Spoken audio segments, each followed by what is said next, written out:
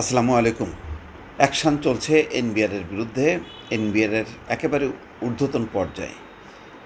গতকালকেই প্রথম জবাই করা হয়েছিল চট্টগ্রামের যে কমিশনার তাকে। তারপর আজকে দুজন সদস্য এবং একজন কমিশনারকে, মোট তিনজনকে, সম্ভবত তিন সদস্য এবং এক কমিশনারকে, চারজনকে অবসর পাঠাইছে। বড় ধরনের ডিসিশন। জাতীয় রাজস্ব বোর্ডের তিন সদস্য এবং এক কমিশনারকে অবসরে পাঠিয়েছে সরকার। তারা হচ্ছেন এনবিআর সদস্য আলমগীর হোসেন আহমেদ এবং আব্দুর রউফ, এবং কমিশনার মোহাম্মদ সাব্বির আহমেদকে অবসরে পাঠানো হয়েছে। তার মধ্যে সাব্বির আহমেদ বরিশাল কর অঞ্চলের কমিশনারের চলতি দায়িত্ব পালন করছিলেন। বুধবার বিকেলে আভ্যন্তরীণ সম্পদ বিভাগ থেকে পৃথক 4টি আদেশ জারি করা হয়। আদেশে বলা হয় তাদের দুজনের চাকরিকাল 25 বছর পূর্ণ হয়েছে।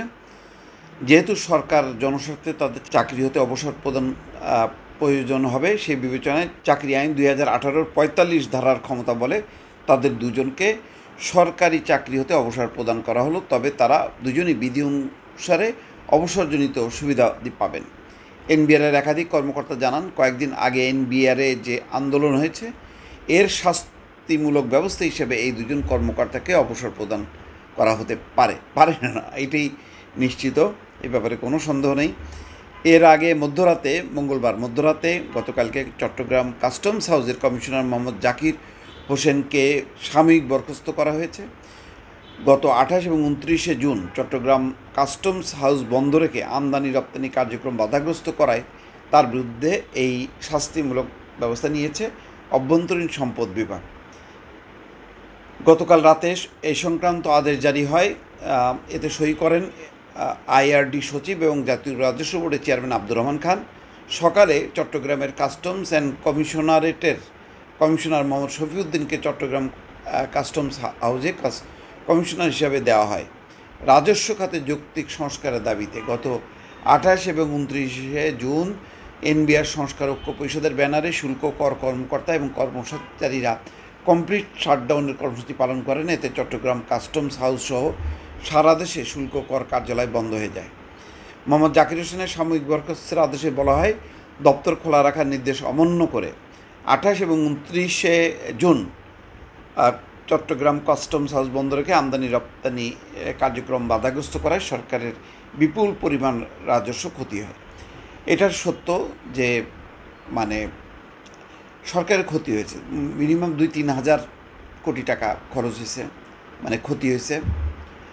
তারপরে জট, চট্টগ্রামে কন্টেনার জট হয়েছে, প্রায় 1400 কন্টেনার সেখানে স্টাক হয়েছে। তার একটা গুরুত্বপূর্ণ হার্ড আমদানি রপ্তানি বাণিজ্যটা ব্যাহত হয়েছে, এবং তারাই হচ্ছে এনবিআর এই কাজটা করে। এনবিআরের যেই ডিভিশন দুইটা বিভক্তি করার, অর্থাৎ একটা সংস্কার কর্মসূচি নিয়ে এগোচ্ছিল, এটা নিয়ে আলাপ আলোচনা চলতে পারতো, এটা নিয়ে দরকার সবকিছু করা যেতে পারতো। কিন্তু আন্দোলন ছাড়া, আলোচনা ছাড়া হঠাৎ করে এই ধরনের কার্যক্রম, এটা খুবই আত্মঘাতী হয়েছে, এবং বাংলাদেশের এই মুহূর্তের সংকটজনক একটা পরিস্থিতিতে এই ধরনের কার্যক্রম বন্ধ রাখা নিঃসন্দেহে অনভিপ্রেত। কিন্তু এটাও সত্য, যদি কোনো যৌক্তিক প্রস্তাব থাকে সেই প্রস্তাবগুলো বিবেচনা করা উচিত। এখন এই যে যারা অভিজ্ঞতা আছে, এই কর্মকর্তাদেরকে যেভাবে চাকরিচ্যুত করা হলো, তার বিপরীতে অভিজ্ঞ সম্পন্ন কে এই দায়িত্ব পালন করবে, বা আছে কি না অভিজ্ঞতা, এটা একটা প্রশ্ন। সুতরাং